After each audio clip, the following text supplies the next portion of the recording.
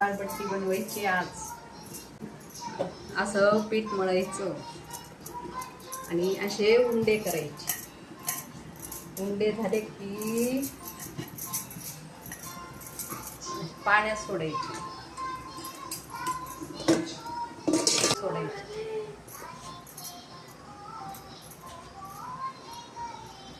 ती शिजली आहे. अशा खापा करायच्या, त्याच्या छोट्या छोट्या खापा करायच्या.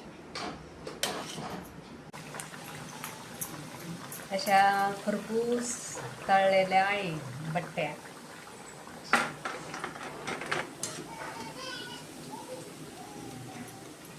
चला सांबर बनवायचं साहित्य: कांदा, टोमॅटो, मिरची, कढीपत्ता, शेवग्याच्या शेंगा, लसूण आणि चिंच.